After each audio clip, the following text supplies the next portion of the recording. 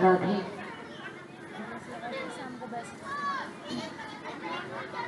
बोली गोविंद भगवान की, बोली सच्चे दरबार की।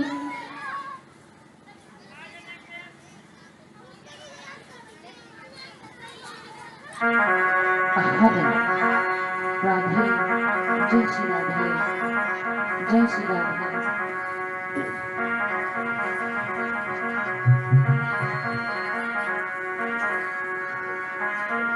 ओम श्री सच्चिदानंद रूपाय विष्णुपत्यादने तापत्रय विनाशाय श्री कृष्णाय वयं नमः।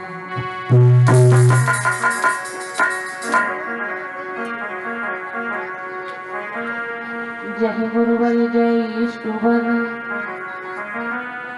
सीतावर हृदय, जय जय भारत भारती सुजय जय भारत।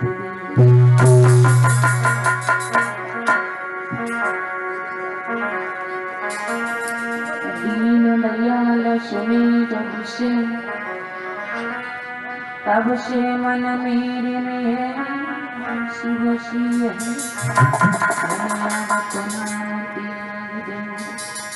प्रभु तेरे नाम की भूत खुशी।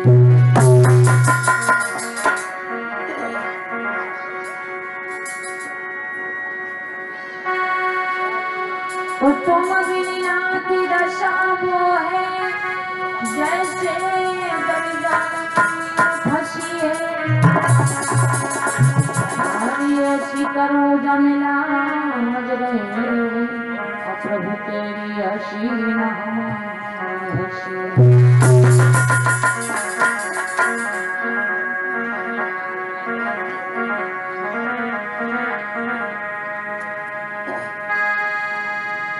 माता मेरी सरस्वती और करो हृदय में रक्षा सारी करो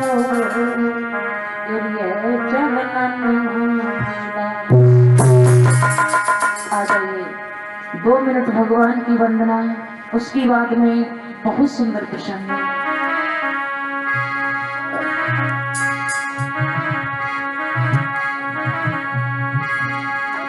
पियो हो जार नीला के चढ़ैया, बाबा नीला के चढ़ैया, और लाज बचा ले अपने।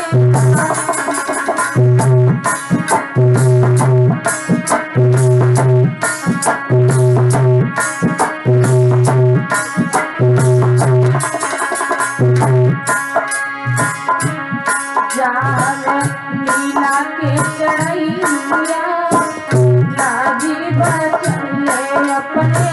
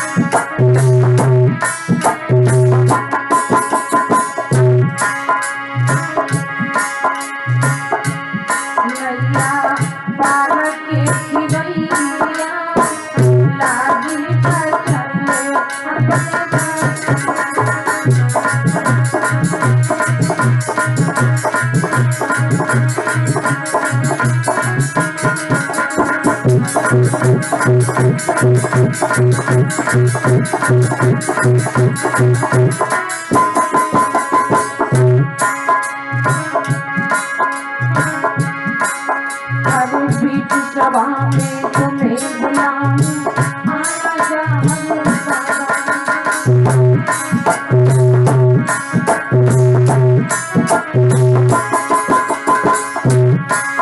अरे बीच सभा में तुम्हें बुलाऊं, आना जाऊं बाबा।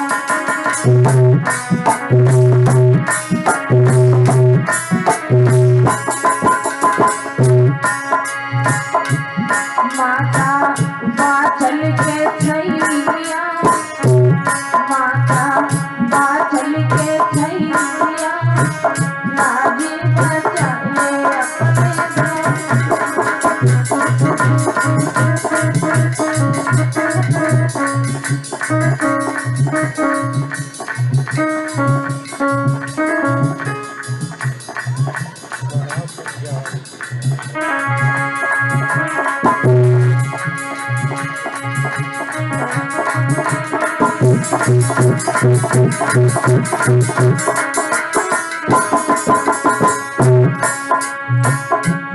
माता बाचल के छैया, लाजी बचले अपने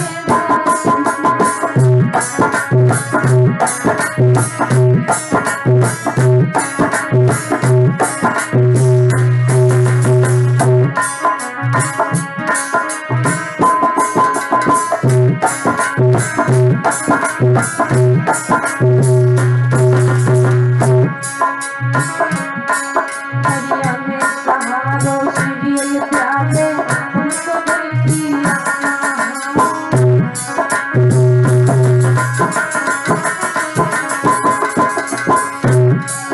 हरिया में सहारो सीरियल के प्यारे उनको देखिया।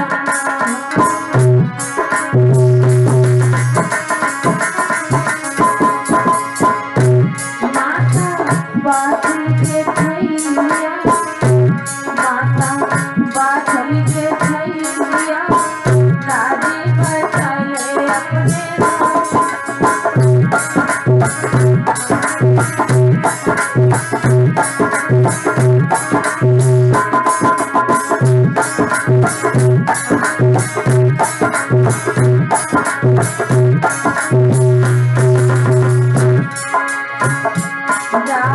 नीला के चढ़ैया, बाबा नीला के चढ़ैया, लाजी बचले अपने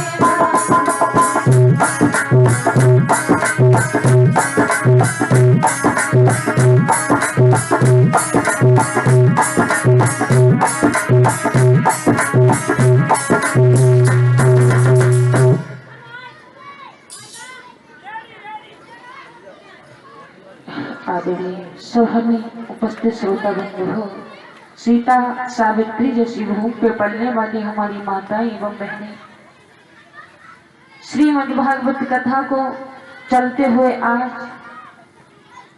चौथा दिवस है परीक्षित महाराज, तीसरा।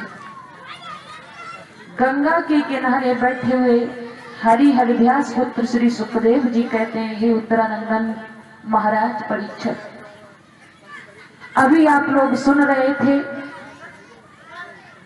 पंडित जी के मुखारबिंद से कौन सी कथा चल रही थी?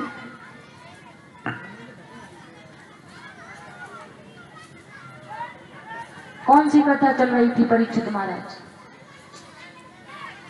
गंगा विवाह। गंगा विवाह चल रही थी, कहां पर पहुंच गई थी?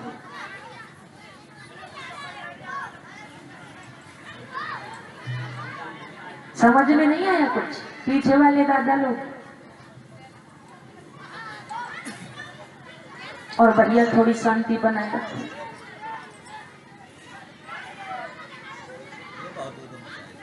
श्री सच्चिदानंद भगवान को नमन करते हुए हमारी सभा में विराजमान हमारे श्रोतागण सभी भक्तों को मेरा हाथ जोड़ करके राधे राधे जय श्री श्याम।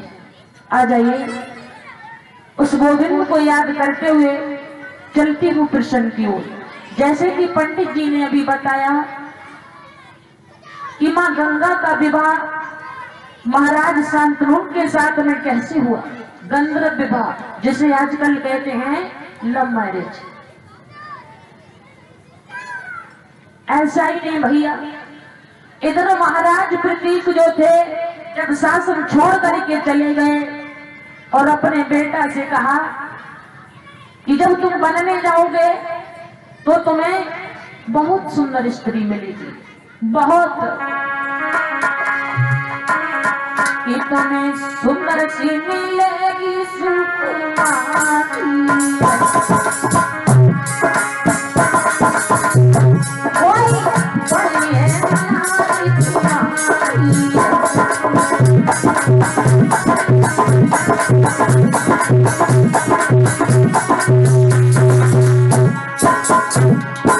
और समझाया मेरे लाल बारे उतर की होती है ये अंतिम सीता हमारी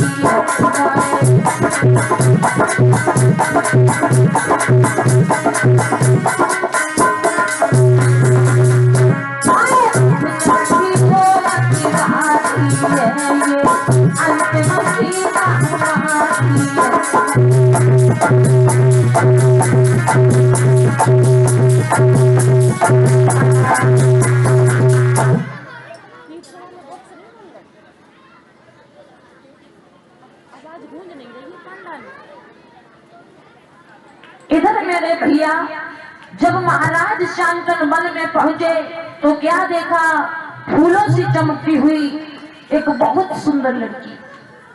ऐसा ही नहीं मेरे भैया, कितनी सुंदर, जाके काले के सने का जरा रे गोरे गोरे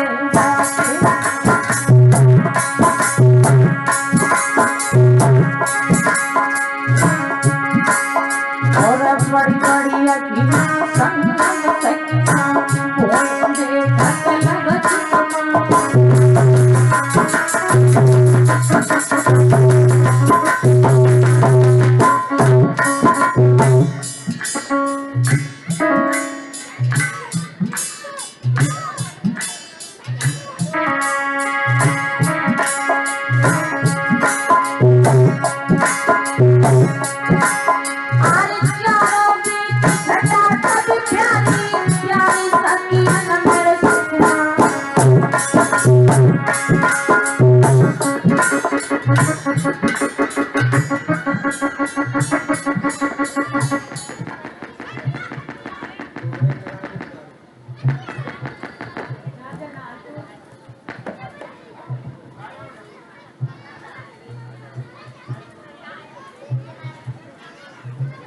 बोली वृंदावन बिहारी लाल की, बोली सच्चे दरबार की।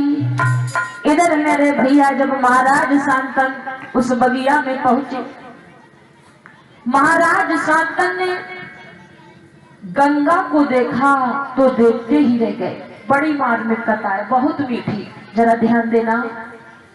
इधर महाराज शांतन गंगा के रूप को देख करके पागल हो गए।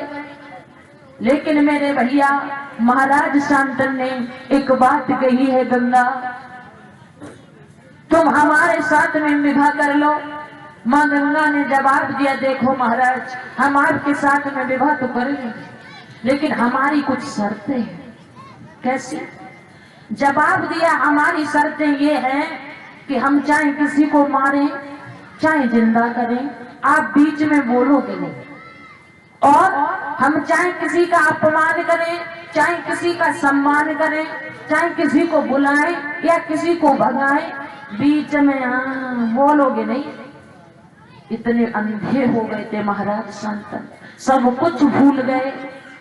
ऐसा ही नहीं, धीरे धीरे जब समय व्यतीत हुआ तो महाराज शांतन ने उसी वन के बीच में मां गंगा से गंधर्व विवाह किया। विवाह करने के बाद में जब महलों में आए तो मां गंगा ने कुछ दिनों के बाद में एक बहुत सुंदर पुत्र को जन्म दिया। अब ऐसा ही नहीं, महाराज शांतन घर में बधाई बजवा रहे, लेकिन उस बधाई को छोड़ करके, उस खुशियों को छोड़ करके माँ गंगा ने वो पुत्र उठाया और जाकर के जल में बहा दिया। और जब वो पुत्र जल में बहा दिया माँ गंगा ने, महाराज शांतन देखते ही रह गए।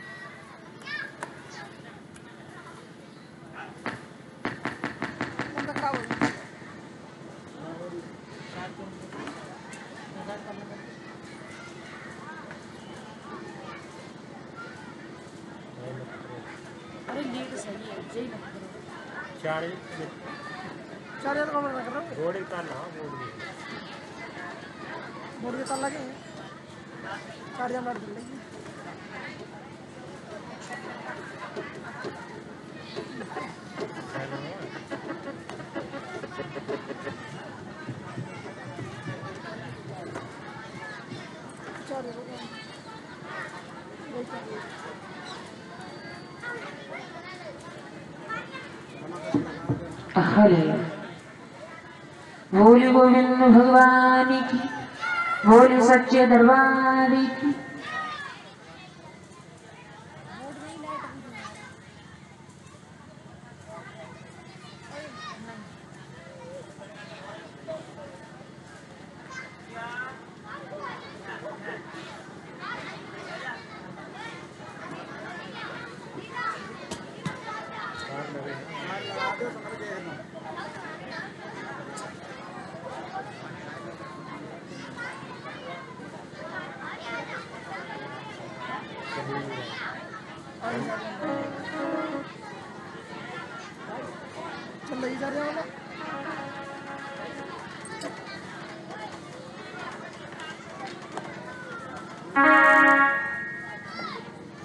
बोली वृंदावन बिहारी लाल की। और भैया थोड़ी शांति बनाए रखो, बच्चों शांत बैठ जाओ। इधर जब धीरे धीरे समय व्यतीत हुआ, माँ गंगा ने जब बच्चे को जन्म दिया और जाकर के जल में बहा दिया, लेकिन महाराज शांतन देखते ही रह गए। क्यों? क्योंकि वो गंगा के बचनों से घिरे हुए थे। महाराज शांतन ने मन में विचार किया कि तेरे दयानंद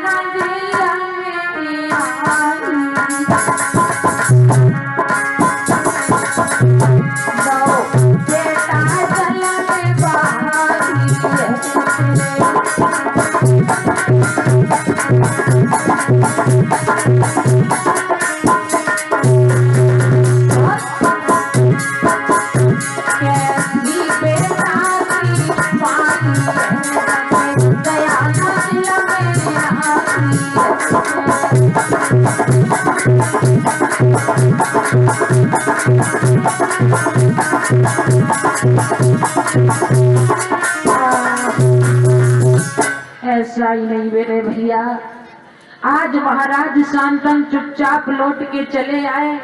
प्रमाण ये मिलता है माँ गंगा ने एक बेटा नहीं बल्कि 7 बेटों का कत्ल कर दिया।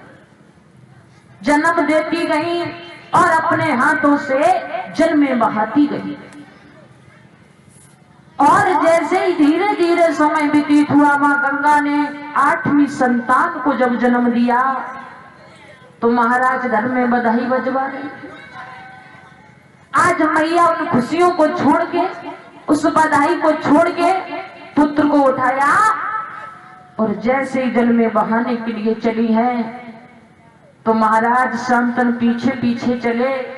और माँ गंगा ने जैसे ही वो पुत्र बहाना चाहा, महाराज शांतन ने आवाज लगा दी, गंगा रुक जाओ।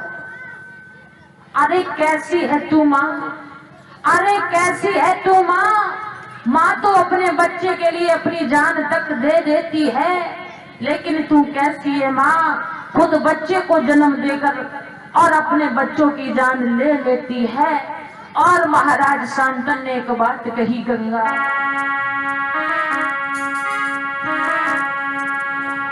अरे कैसी है निर्दयी अरे तेरे दया न दिलम के आई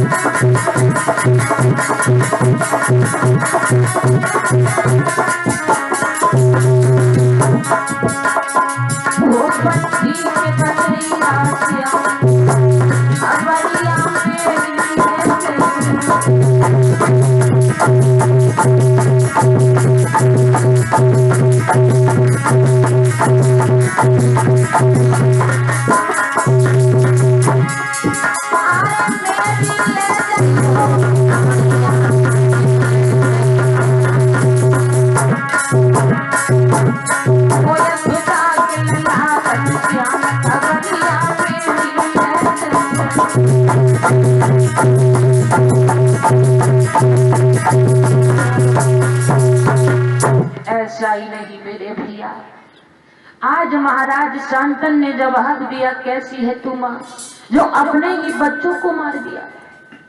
माँ गंगा कहने लगी महाराज आपने हमें वचन दिया था कि हम चाहे किसी को मारें या जिंदा करें आप बीच में बोलोगे नहीं, और जिस दिन बोल गए मैं उसी दिन आपको छोड़ के चली जाऊंगी।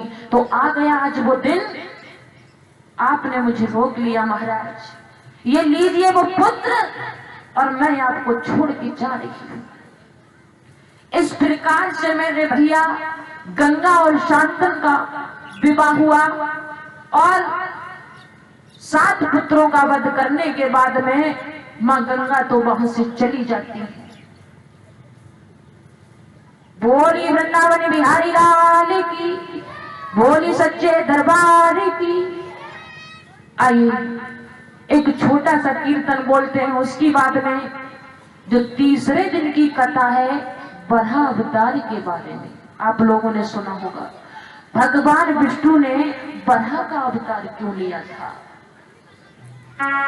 आइए मीठी मीठी तालियों के साथ सभी भक्त बोलेंगे।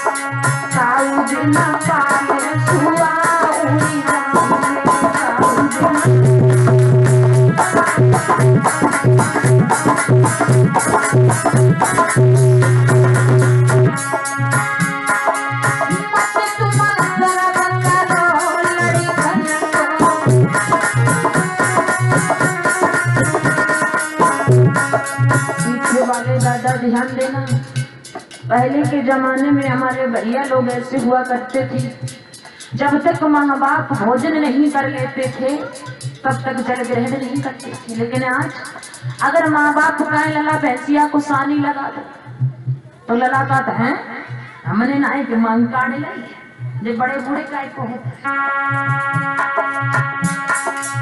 मेरा कहना है भैया,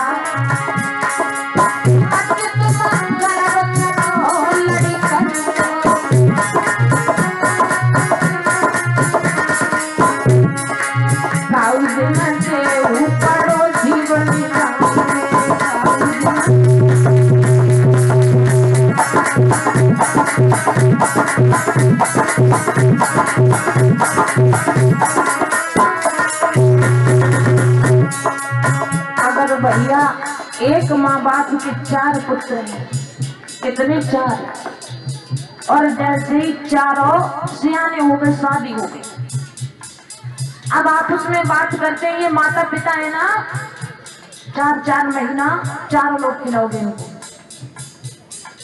कितने महीना, 4 महीना। अब यहाँ पे कहावत लिखी है, किसी ने लिख दिया कि कौन कहता है माँ की दुआएं काम नहीं आती है, कौन कहता है कि माँ की दुआ काम नहीं आती है, और अकेली माँ 4 पुत्रों को पाल लेती है, लेकिन 4 बेटों से एक माँ पाली नहीं जाती है, पाली नहीं जाती है।